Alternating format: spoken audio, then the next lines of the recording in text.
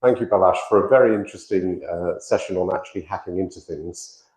Mine won't be quite so educational, but I hope it'll be interesting, is the first thing. And I thought I would start, not with me, because you've heard about me, but a little bit of history. So my slides will go forward. There we go. Okay, so I work for a company called Black Duck, and you may have heard of that name before, but it's a reincarnation, okay? Because Black Duck was around a long time ago, and then was acquired by another company, which is our former parent company called Synopsys. And we were spun out last year, so we had to come up with a name, okay? But we looked at all of the things that we've been doing for 20 years plus, and we decided on Black Duck, okay? And it's useful just to go back to talk a little bit about that history. So one of the first companies, or rather the oldest companies that we acquired in 2015 was Digital, and they created the first SaaS tool, which was called ITS4, which I love the name of this. It's called It's the Software Stupid Security Scanner, okay, which I think is a brilliant name. And then those people went off and formed Fortify to create Fortify in the mid-2000s. And then other companies and acquisitions, including White Hat and Codenomicon. You might know Codenomicon. They were the research team that found Heartbleed. Okay, so you might have heard of that. So they were involved in that, again, out of Oulu University in Finland. And that's a fuzzing tool that they produced. And of course, Coverity, I don't know if you've heard of that, another, the first commercial SaaS tool in 2002, out of Stanford University, Black Duck, which was formed in 2003 and was the first open source compliance tool, initially focused on license compliance, but obviously a lot more than that now. And then some other stuff there as well, and all the way through to our latest platform. But you know, it's interesting. There's a lot of history there, and I think it's nice to reflect on the history in this room as well. So as I look around, I would love to know some of the stories of things that people are working on or have worked on. And I will just go a little personal for a moment. So I started back in the 80s in software, working on AMDAL plug-compatible IBM mainframes, Unix timeshare. Okay, so it was an IBM running Unix, and then moved through to various things. And one of the reasons that I've ended up in this space is because I work for a company called McCabe and Associates. So does anybody remember McCabe cyclomatic complexity? Has anybody heard of that? Cyclomatic testing, which was the big thing in the late 90s about testing software to do with combinations, linearly independent paths. And so things like, we used to look at software and wonder why it was very slow and difficult to test, and find out that it was, you know, 500 statements in sequence, which gives you more paths than there are atoms in the universe. So sort of gives you the problem of why, you know, these things are really difficult, why we will never get to the bottom of what software and computers are actually doing. And we'll come to something else there anyway, but do come and talk to me afterwards. I'd love to hear your stories, because I don't know, I just really find it very interesting. Okay, so that's the history. One thing that you may not know is that Coverity has been around for a long time, and it has a free open source version. So if you're doing open source and you want to test your code, then you can go to scan.coverity.com and scan your code using Coverity Static Analyzer. Of course, you might know this project. It's been scanned for nearly 20 years now, and Coverity is responsible for 50,000 vulnerabilities in the Linux kernel, which have been fixed using, identified and fixed using Coverity. So just as an example of the history there, and of course that's always like a freebie. There are more freebies over there, although I see a lot of them have gone, but you know, so, and the pizza as well. All right, so that's a nice background. There's a lot going on at the moment.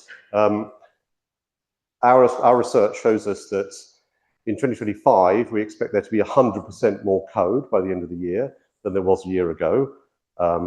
I mean 200% more, if you see what I mean. So AI is going to drive 100% increase in code this year, and possibly 400% or more by 2030. So a great deal of code is coming our way. And in fact, it leads to a lot of problems. Things like LLMs doing what they're doing, but then the citizen developer is an interesting thought. These are people who probably, at some point in the near future, will be writing applications without understanding any code at all. And then, of course, it's our job to try to work out what the hell's going on and what it does and what the AI wrote. And there are actually more scary scenarios. We'll come to that in a minute. And then of course, the other thing is that the regulators are sort of getting going, and we've got lots of regulation coming in different sectors, which is confusing, overlapping, difficult to understand. Takes a full-time job just to understand what they're trying to do and what you have to do. Okay, so we'll talk about that in a moment. So let's talk about the software supply chain, and let's just talk about the challenges of it. So it's a big topic, and I've got a lot of slides. We can stop early, you know what I mean? I really could go until midnight, but I will stop on time, I promise you. So let's see where we go. So that's the starting point, is regulation, okay? So what we see here is huge amounts of new regulation coming in, especially from the EU, okay? So things like the Cyber Resilience Act coming in by May 2026, things like the NIS2, which you probably know about, DORA, and another one that I found the other day, the Product Liability Directive, which essentially says if vulnerabilities and issues are found in software or applications which use software or hardware that uses software, then individual consumers and corporations can actually sue for liability. So there's a real issue there around, what are we delivering, and when we deliver it with vulnerabilities and those vulnerabilities do things, what is actually going to happen there? Now, from a supply chain perspective, what do we actually need to do? So there's lots of things that we need to do. That's the whole list there. The things that I'm particularly interested in, because I'm a supply chain expert, are the things which are marked in red, okay? But clearly we, as an industry, have to do all of them if we're in different areas. And clearly it does depend who you are. That's everything that's delivered as a software or a service or an application or hardware in the EU will be required to cover the CRA. We don't actually know what that is yet. I mean, there's a huge amount of talk about it. The EMEA organization, as you probably know, hasn't yet set the technical definitions of that. I spoke to someone from a company who's involved in one of the 17 working parties to do that, and that was on May the 7th, and he'd just had their first meeting. Okay, so that's how far behind the technologists are working out what the hell the regulators meant when they did the CRA, do you understand? So there are things like the potential for S-bombs, but we don't actually know what that means, because the actual text of the CRA says S-bombs for direct dependencies only. Okay, so what does that mean? What's the point of that? It's like, excuse me, why? It's like saying, I want something, but I want to break it. It doesn't make any sense, okay? And also, who's going to see those S-bombs? What's the requirements for reporting vulnerabilities, in what time scale, what type of vulnerabilities? Is it internal, is it external? What about public? What about private? What about code? There's so many things we don't know. So let's be honest, there is a lot that's going to happen in the next year or so on that, and many other things. So a lot going on that area, and also a lot going on in this, okay? AI, software development, agentic AI, creating software, writing software. What's it doing? Is it good? Is it getting better? Is it getting worse? Can we trust it? All sorts of questions there. And clearly, the sorts of things we're worried about are things like it clearly is being trained on open source. That's what it's been trained on at large scale. And it uses, because of random selection, it can sometimes use the strangest dependencies that you've ever seen, like suddenly switches, because it's trying to, quote, look like it's intelligent because they're slightly manipulating the weightings, suddenly switches to something. You're like, why did it choose that? Obviously, there's a far better one over here that you could have chosen. So there's a real concern about this idea that they're trying to make it look intelligent, but they're actually just making it randomly choose between rarefied and unusual open source. It's an issue, okay?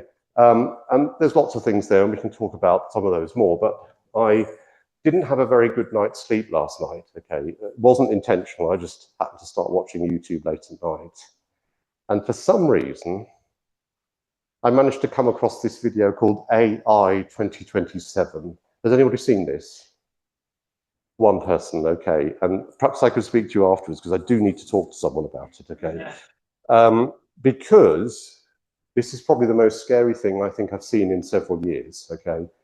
This essentially is 20 experts who did an assessment of the path to AI, in fact, AGI, general intelligence, artificial general intelligence, and that their worst case scenario was that by July 2027, we will have lost control of the AI. It will be doing things. It will be writing the next generation of code. It will be designing the chips of the next generation of code. And it will be writing that next generation of code without explanation in essentially internal machine code. It won't explain what it's doing. It will look like it's doing what we want it to do, but we have no idea what its actually motivations are, okay? And I just really need to point that out. Now, there was an alternative. They did two extremes. One extreme was that, the fact that by 2027 we might lose control. The other one was where we actually press the stop button for a moment, okay, where somebody says, and by the way, the whole thing about the 10 people on the committee, you know, it's called the, I forget the word, you know, the people who look after the AI. There's 10 people who are on the, yeah, the words escape me for a moment. But these 10 people, you know, and if they just vote 6-4 to slow it down, then they might say, no, we're not going to use Gen 5, 6, 7, because it's been written by the AI and we don't know what it does and we can't see what it does and we know it's going to lie to us. And they say, no, we'll go back to the one that we can see and we'll instruct it to write a safe AI, and that will take away a year and we'll lose the race with the Chinese, but that's worth it. Okay, so just to say, I need someone to talk to me about it if anyone's seen it, or perhaps we could take my email address and tell me what you think afterwards. It did not seem to be too much hype. And the other concerning thing I saw was that out of 30 specialists they spoke to at the end of this, they actually said that, well, virtually none of them disagreed about the end point. They just disagreed about the time scale.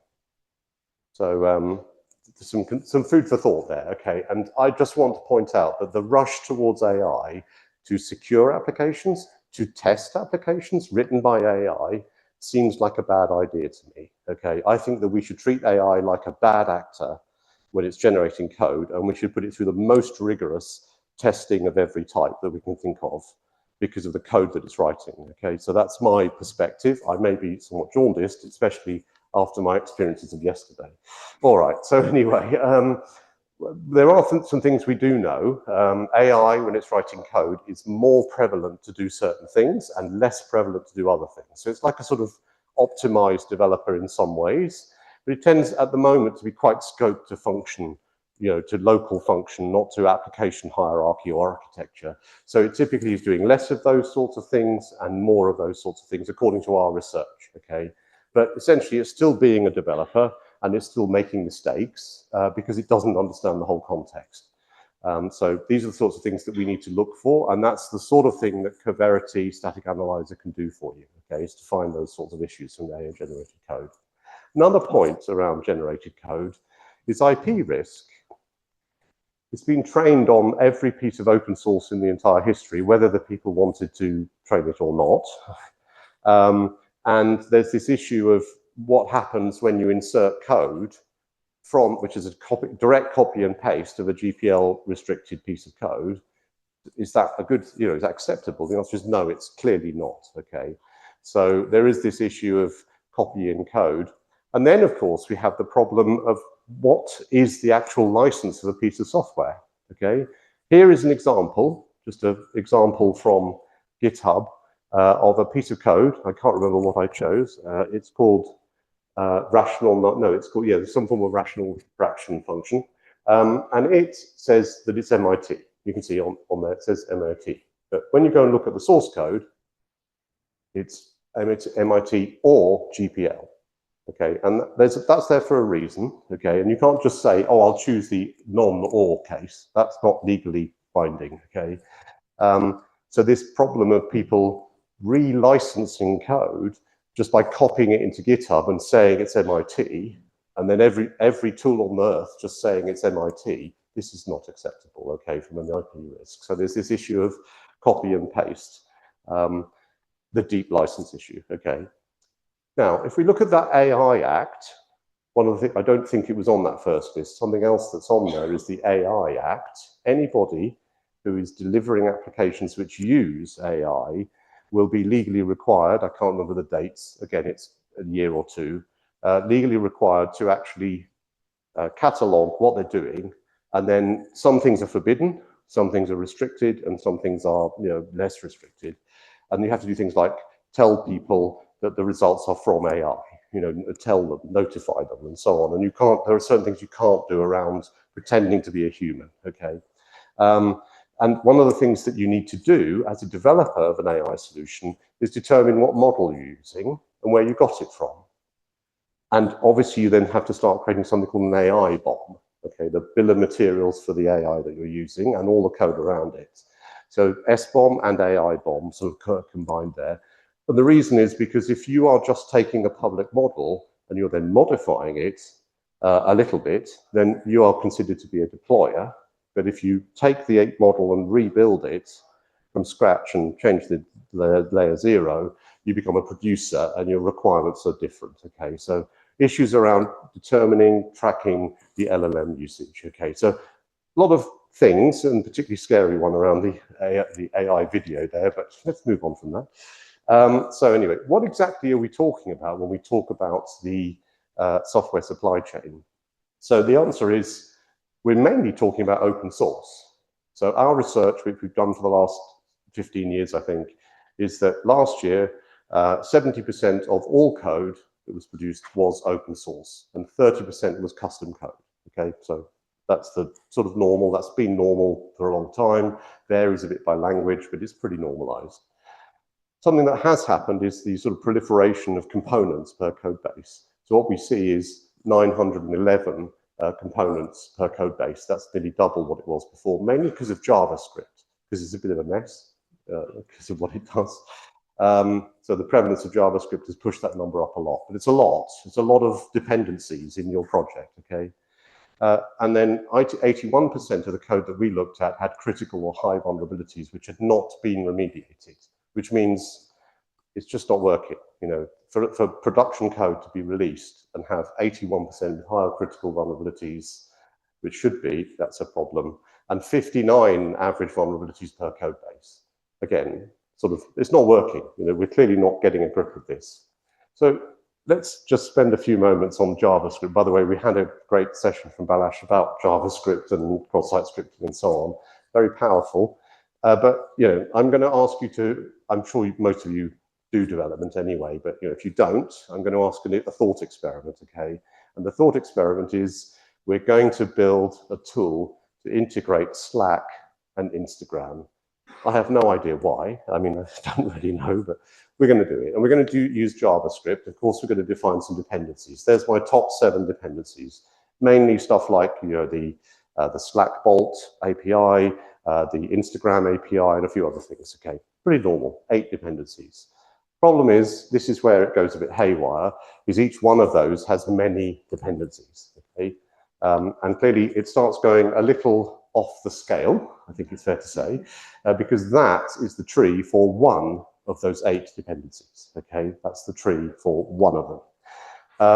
And I couldn't get it all on, so I put it on the big diagram on the right, and I matched it in there so you can see that I'm not lying, it's true.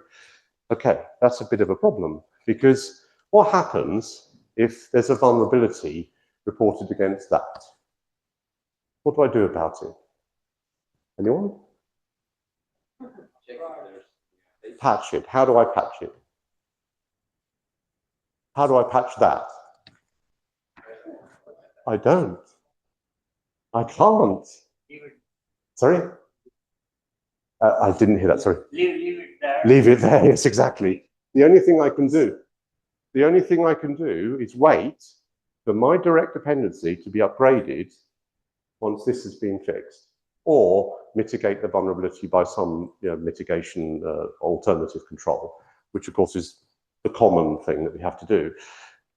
But it's a problem, isn't it? You see the problem here? You know, it's really very difficult to do. This idea of constantly upgrading all the time.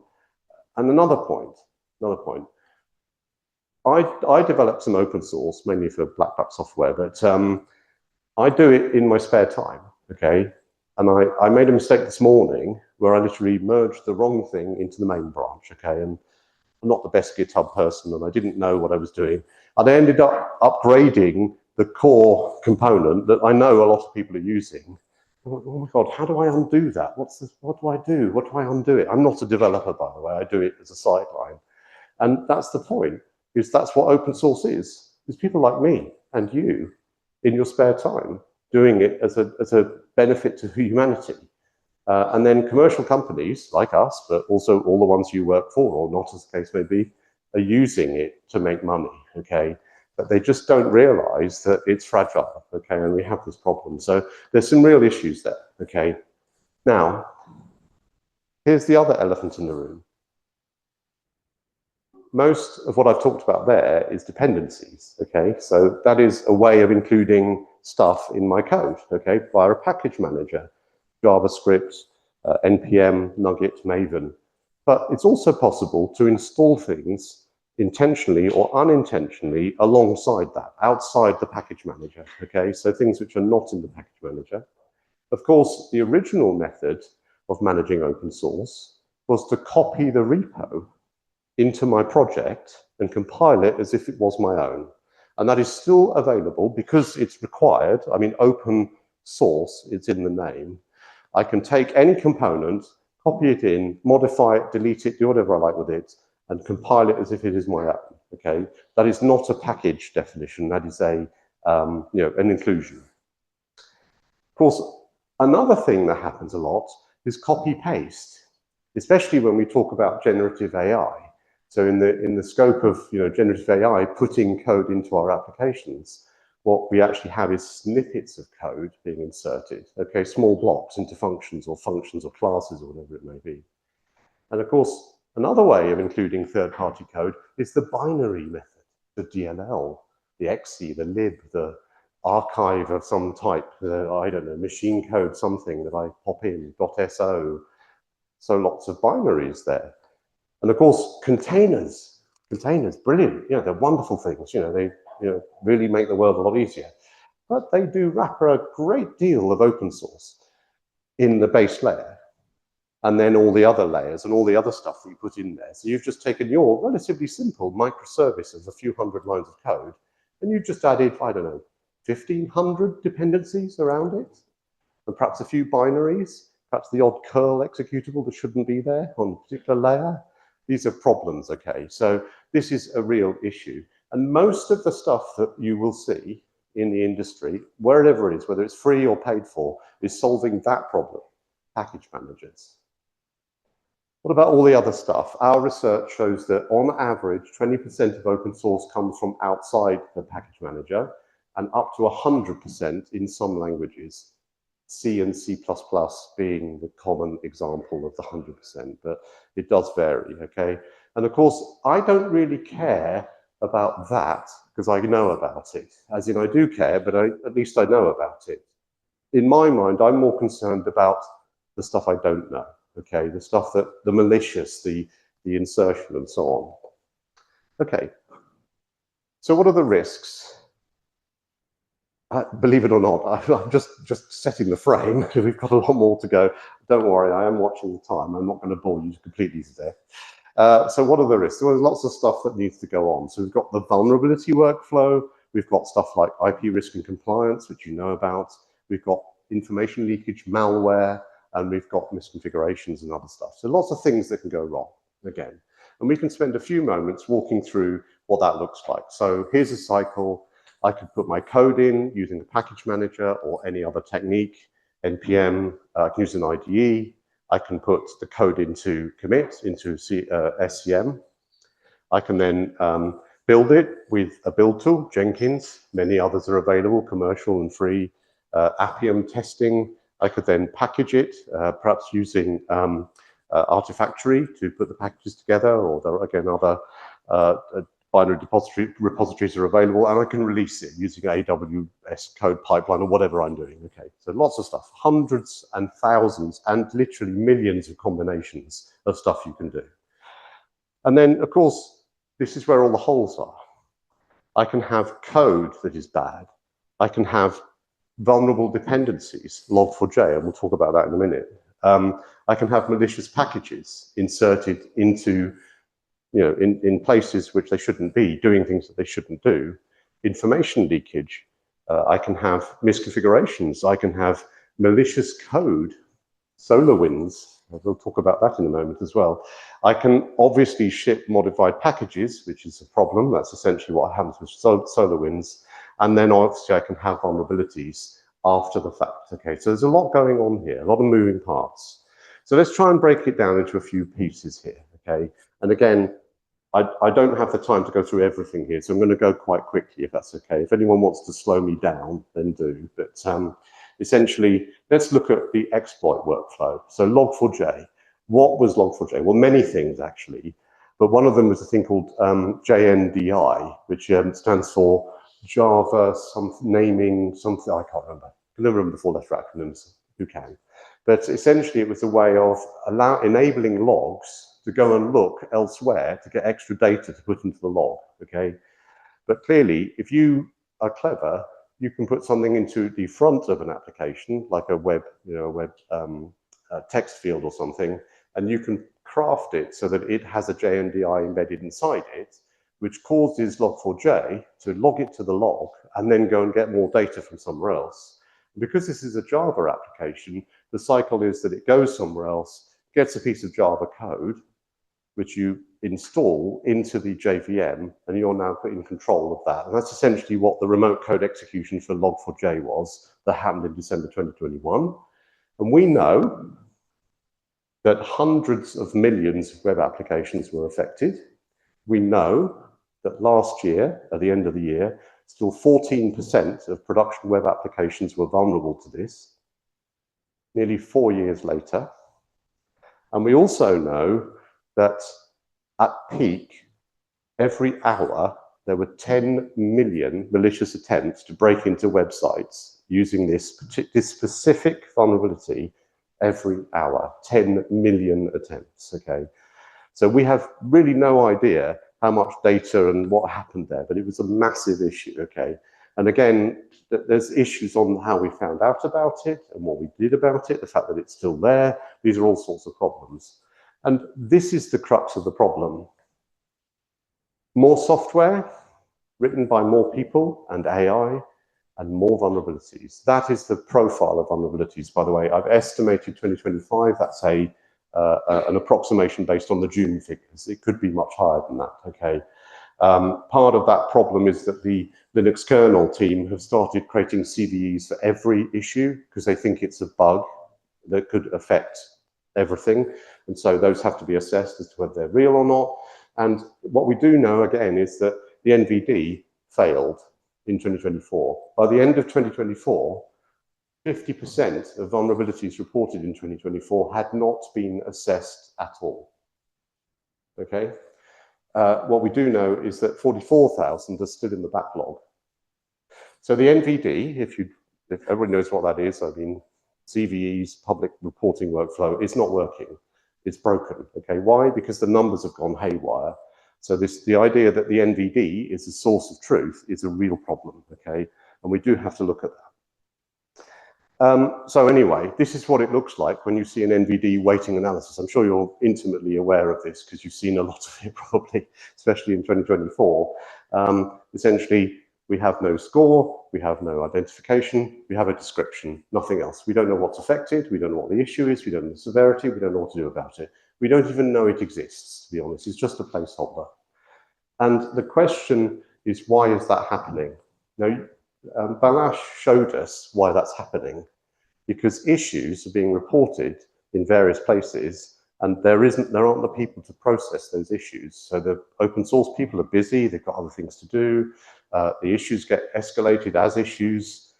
Perhaps they might get escalated as a CVE, not always. That's the point. That probably should have been a CVE, what Balázs reported, if you think about it, reported against that component.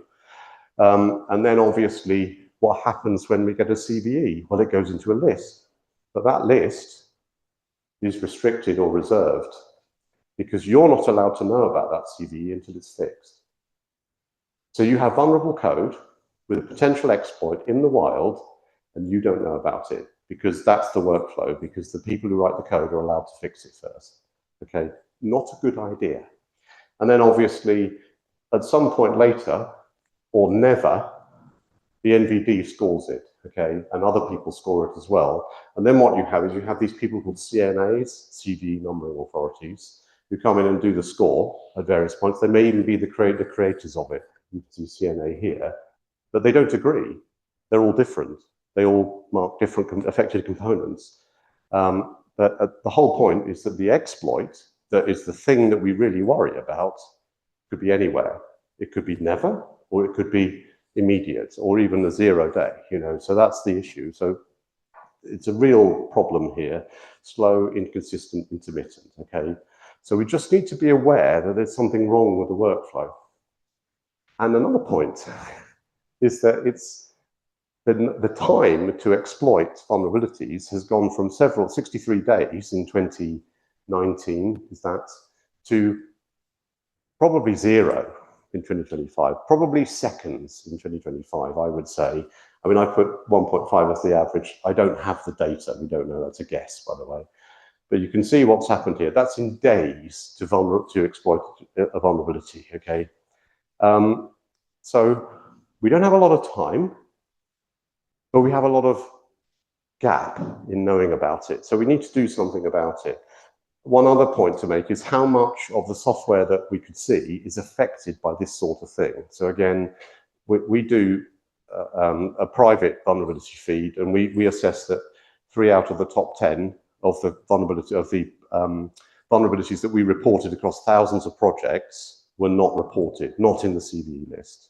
So it is big, it is there, it's 30% of the top 10 and 47% of the total projects affected. So issues there, okay, it is definitely happening, okay? So we need to do something about this, okay, and I do have an answer. And then, again, probably we don't have time to go through all of this because we've got lots of stuff we can walk through. So come and talk to me afterwards. But the malicious package is the next one. So not just vulnerabilities in code that are, you know, people being nice and just forgetting it, getting it wrong. We've got things like hacking, hacked accounts. We've got North Korea creating hundreds of packages in NPM and Ruby gems and PyPy and all the other places. We've got GitHub, which was hacked with hundreds of thousands of repositories that were created by an API. We believe that that was a cover for actually doing a few manual ones that they couldn't notice. GitHub fixed it because they noticed the problem and they removed those hundred, but that was the shadow, you know, it was the way of shading the possible problems that go on there. And we've got things like this called the brand jacker, okay, which essentially is an AWS object multi-part copy thing. So again, just for terminology, we're talking about typo squatting, which essentially is using a package very similar to something else in the right place. So just missing off an S off OpenSSL or something, I don't know. So that's called type squatting. We've got brand jacking, which essentially is the process of creating a identical named component in a different ecosystem. So NPM to something else, and people get confused, okay, and they start using that. And then the final one, of course, is dependency confusion, which essentially is using package names internally, which are the same as external packages, and sometimes the package manager gets confused, and that's deliberate, okay? So that's more of a thing that you can do rather than someone else. But there are these issues of vulnerable components and so on. And again, we talked about a little bit, the SolarWinds hack. Again, another major issue that we had in the industry. And for time, essentially what we're talking about is somebody got a phishing attempt to get some credentials to log into a network at SolarWinds. They then inserted malware, but the malware was not for that purpose. It was actually in the build process. And it sat there in the build pipeline looking for the word Orion, which is the software that they were trying to hack. And they then inserted a DLL called teardrop or raindrop, depending who you are. And then they distributed that to 18,000 corporations who installed it in the core of their network, including, as far as we know, every European government and all of the parts of the US government, okay? So we don't know what happened there. We will never know what happened. They were probably attacking one or two, and they've just got a lot more, do you know what I mean? But who knows what happened with that data. So yeah, quite a lot going on there, and that is a simple supply chain hack. All that happened was people trying to hop from one thing to another to do something. And so we need to start testing the tools that we're actually using. And then finally, a release compromise, which is the code carve hack. So that essentially was where, and again, I'll jump through it for the purpose of discussion, but essentially people modified something inside a container available from GitHub, and that actually then started sending malicious code from people who were developing, data, sending sensitive data from people who were developing and testing applications using code carve. Okay, another example of a supply chain hack.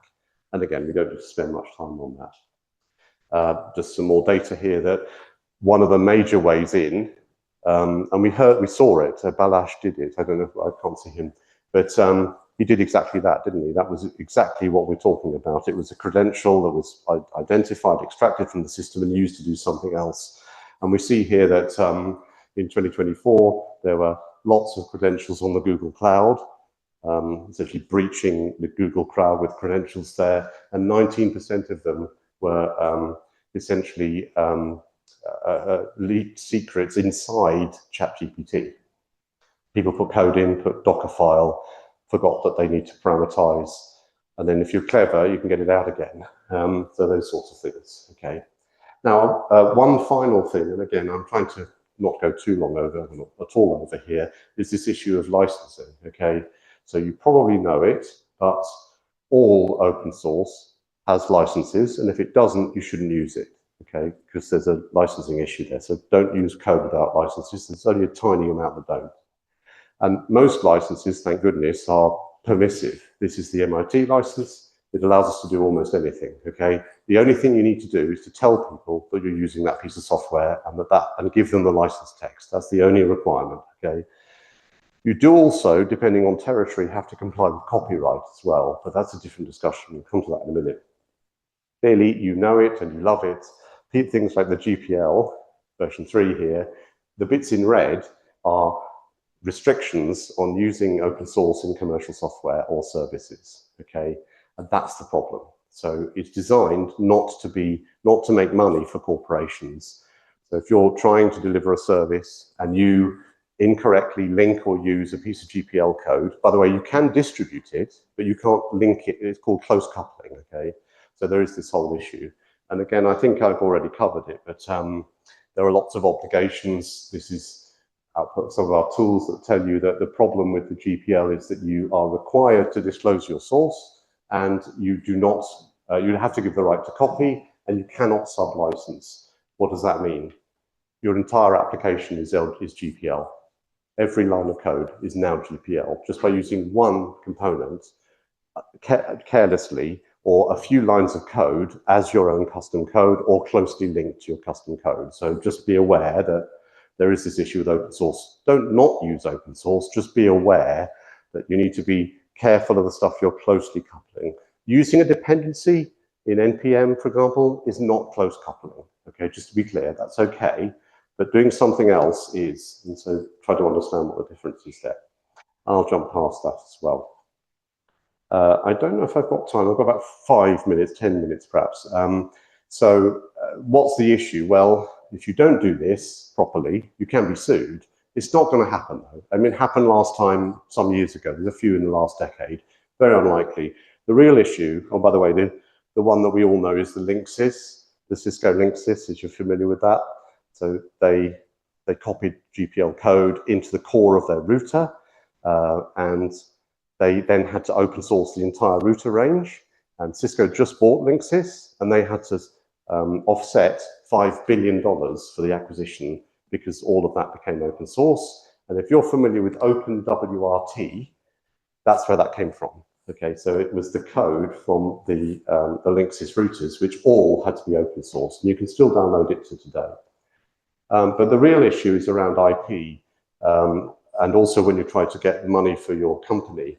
So for example, say you're a startup and you do something. This was a friend of mine who, when I started at Black Duck, said, I know Black Duck, we've been Black Ducked. And I said, that sounds terrible. What happened to you? And he said, essentially what we did was we wrote some code, an application, new application. Then someone said, have you checked it for open source? And we did, and we found a few things which we got rid of. But we had this one piece of code called LZO from OpenHumor. I think it's 120 lines of code. Couldn't get rid of it. Couldn't reprogram it. Too difficult. Too good. Didn't have the time. And so they then had to agree a commercial license with that company of $250,000 a year every year for perpetuity, which is a bit shocking, really, isn't it? For 120 lines of code, but it's either that or not release the software. So just be aware that's the sort of thing you're talking about, is do you own your software or do you have to buy a commercial license? All right, so the good news is there are some solutions. No such thing as perfect, but they're better than what we have currently.